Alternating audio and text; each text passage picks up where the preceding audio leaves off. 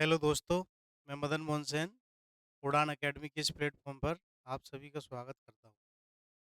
अभी तक मैंने कोल माइंस की वैकेंसियों के बारे में बताया, उसके बारे में जितनी भी डिटेल थी सारी आप लोगों को प्रोवाइड कराई। अब आगे का जो मैंने आपसे बोला था कि मैं कंटिन्यू क्लास डालूँगा, तो आज मैं पहली क्लास स्टार्ट करने जा रहा हूँ। इसमें सबसे पहला अपना लोगो आईटीआई का लगा हुआ है, कौशलम बलम, मतलब कौशल में ही बल है। तो आईटीआई को स्टार्ट करने से पहले अपन चर्चा करेंगे कि आईटीआई करनी क्यों ज़रूरी है, क्योंकि ये सवाल हर किसी स्टूडेंट के मन में रहता ही है कि अपन लोगों को आईटीआई क्या करना चाहिए। शुरू से पढ़ा रहा हूँ, बिल्कुल इंट्रोडक्शन से, अभी टाइम है।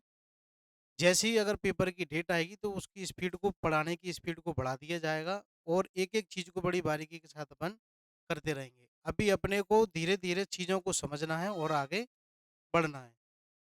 अब आईटीआई की आवश्यकता क्यों पड़ी? जब अपन निमी की थ्योरी पढ़ें या किसी भी थ्योरी में पढ़ें तो सबसे पहले दिखा दिया जाता है कि आईटीआई का परिचय, कि आईटीआई के बारे में क्या है, क्यों ज़रूरी है, क्यों करना चाहिए।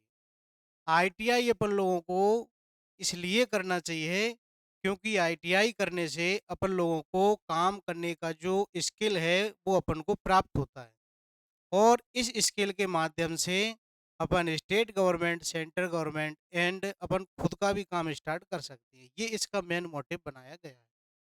आईटीआई करने से अपन अपने देश की इकोनॉमी को मजबूत करते हैं और साथ ही साथ अपने अंदर स्किल आते हैं, अपन खुद के रोजगार को भी पूरी तरह से करने में सक्षम होते हैं। ये तो आईटीआई इंट्रोडक्शन की बात हुई। अब आईटीआई करने के बाद कि आईटीआई कितने तरह की होती है, तो ये कोई प्रकार नहीं है। जितने तरह के काम होते हैं उतनी तरह के आईटीआई होती है। जैसे मान के चलो अपन बात करें कि वेल्डिंग करना है। जब अपन वेल्डिंग करेंगे तो वेल्डिंग के लिए अलग ट्रेड बना दी, उसको वेल्डर बोला जाएगा। बात करें इलेक्ट्रिक काम के लिए, कौन सा? इलेक्ट्रीशियन।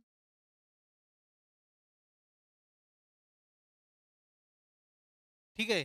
फिटर का काम करें तो फिटर भी ऐसा नहीं है कि फिटर एक तरह का होता है।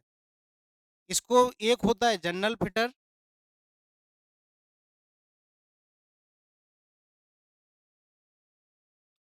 और जैसा फिटर में काम आता जाता है, कोई मिलराइट फिटर, कोई फैब्रिकेशन फिटर, जैसा काम वैसे उसको नाम दे दिया जाता है। ठीक है। तो जैसा एसी, रेफ्रिजरेटर, ये सारी ट्रेड हैं, वायरमैन।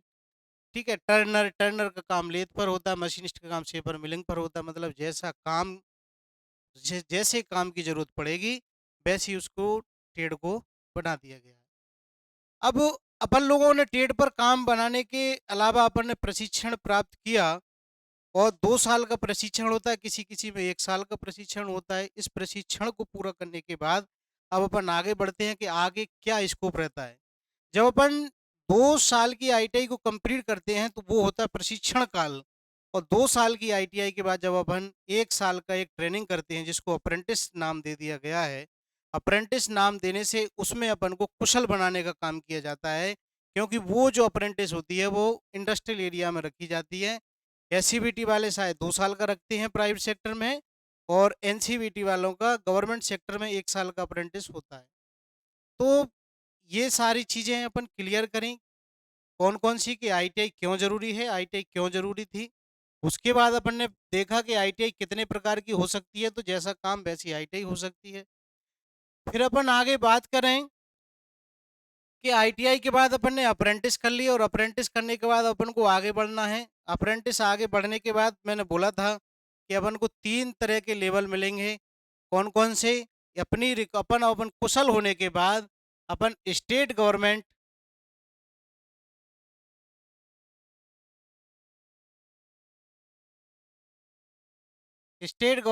सेंट्रल गवर्नमेंट,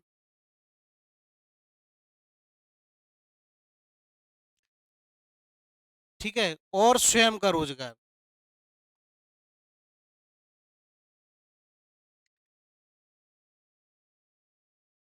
तो अपन 3 तरह के काम करेंगे। स्टेट गवर्नमेंट में वैकेंसी निकलती है, देखा होगा, इलेक्ट्रीशियन की वैकेंसी निकलती है, इलेक्ट्रिक कार्यों के लिए अधिकतर देखता होगा।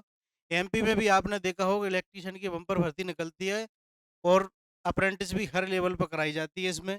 ठीक है।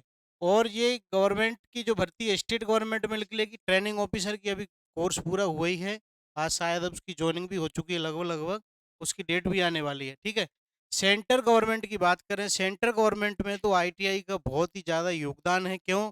जितनी भी ऑर्डिनेंस फैक्ट्रियाँ हैं, जितनी भी परमाणु विभाग हैं, उन सब में बिना आईटीआई के काम नहीं हो सकता। क्यों? बारीक से काम पूरा स्किल के साथ अगर काम करना है तो उसके लिए अपन को एक आईटीआई प्रशिक्षण योग्य व्यक्ति जो कुशल हो उस व्यक्ति की जरूरत पड़ती है। तो अपन को सेंट्रल गवर्नमेंट में मौका मिलता है, और सेंट्रल गवर्नमेंट में जो मौका मिलता है उसमें सबसे ज़्यादा आजकल जो ट्रेंड में चल रहा है वो NPCIL है। ठीक है, सिंगरौली कोल माइंस है, NCL, तो ये ट्रेंड में है। NPCIL भी है, NCL भी है, और अभी उसका वीडियो बनाऊंगा। अभी जो आगामी भर्ती है वो मेधानी के लिए निकली है। मेधानी के लिए, मेधानी जो वैकेंसी निकालता है वो 2 साल के लिए कॉन्ट्रैक्ट बेस की वैकेंसी है, लेकिन उसमें 2 से या ज़्यादा साल का एक्सपीरियंस मांगा जाता है। उसका मैं अलग से वीडियो बनाऊंगा, उसकी वैकेंसी आ चुकी है। ठीक है, तो ये अभी ट्रेंड में चल रही हैं। DRDO, ये बड़े बड़े ऑर्गेनाइजेशन हैं, इसरो, तो इन सब में सेंट्रल गवर्नमेंट को अपन लोगों की जरूरत पड़ती है। ठीक है, फिर आते हैं अपन स्वयं का रोजगार। स्वयं से क्या मतलब है? स्वयं से मतलब ये है कि जब छोटे छोटे मास प्रोडक्शन अगर अपन को अपने लोकल लेवल पे करने होते हैं, जैसे मान के चलो कोई बिल्डिंग का काम है, किसी बिल्डिंग में वेल्डिंग कराना है, तो वो ऐसे छोटे छोटे काम छोटी छोटी मशीनों को ला करके अपन खुद कॉन्ट्रैक्ट लेकर के अपना सारा काम करते हैं। तो ये स्वयं रोजगार के अंतर्गत आ जाता है। कहने का मतलब ये है कि आईटीआई करने के बाद व्यक्ति अप्रशिक्षण नहीं रहता, अकुशल नहीं रहता, उसके अंदर कौशल करने की क्षमता आ जाती है, वो कार्य कर सकता है और सारी चीज़ों को सुचारू रूप से करने में सक्षम होता है। ठीक है, लेकिन इन सब चीज़ों के लिए, क्योंकि आईटीआई का जो सबसे बड़ा कॉन्सेप्ट है वो प्रैक्टिकल है। ये मानो कि जितना अच्छा आपका प्रैक्टिकल है तो मुझे नहीं लगता कि आपको कोई नौकरी लेने से रोक सकता है, क्योंकि आईटीआई का सिद्धांत ही प्रैक्टिकल है। प्रैक्टिकल को थ्योरम में बदला गया है। ठीक है, तो ये दोनों चीज आपस में कनेक्ट है। थ्योरम को जोड़ा गया है वर्कशॉप कैलकुलेशन से, और वर्कशॉप कैलकुलेशन से जोड़ा गया है किसको?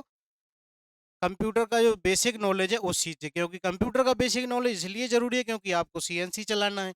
तो ये सारी चीजों को जोड़ करके ड्राइंग भी आ जाती है उसी में। तो इन सब का एक मर्ज रूप है। ऐसा नहीं है कि आप अगर आप थ्योरी पढ़ रहे हो तो थ्योरी समझ के आप सोचो कि प्रैक्टिकल कर लो, नहीं। थ्योरी अलग है, ड्राइंग अलग है, इन सबको मर्ज कर कर ही तो आईटीआई बना है। तो इतनी सारी जानकारी मैं अभी आज तक प्रोवाइड करा चुका हूँ। अब बात आती है कि स्टार्टिंग कहाँ से करना है। तो देखो, आजकल का जो पेपर का जो ट्रेंड आया है वो चालू ही वहीं से हो रहा है, जिसका नाम है सुरक्षा।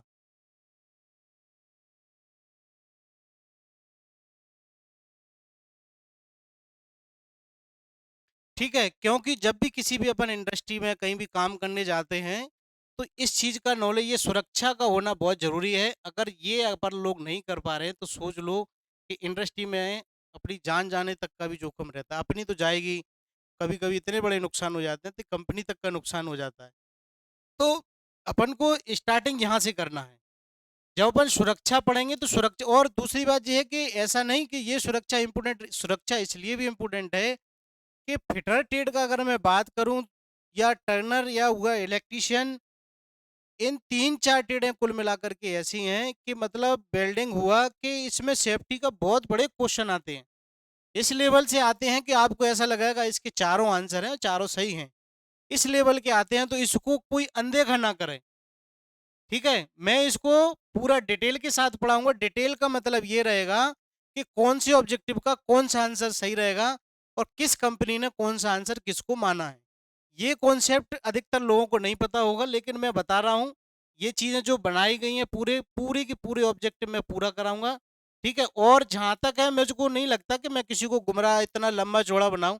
छोटे छोटे वीडियो में ये सारी चीजें कंप्लीट हो जाएंगी। क्यों? क्योंकि लंबे वीडियो में इन सारी चीजों को केवल थ्योरी पर ही चर्चा होगी।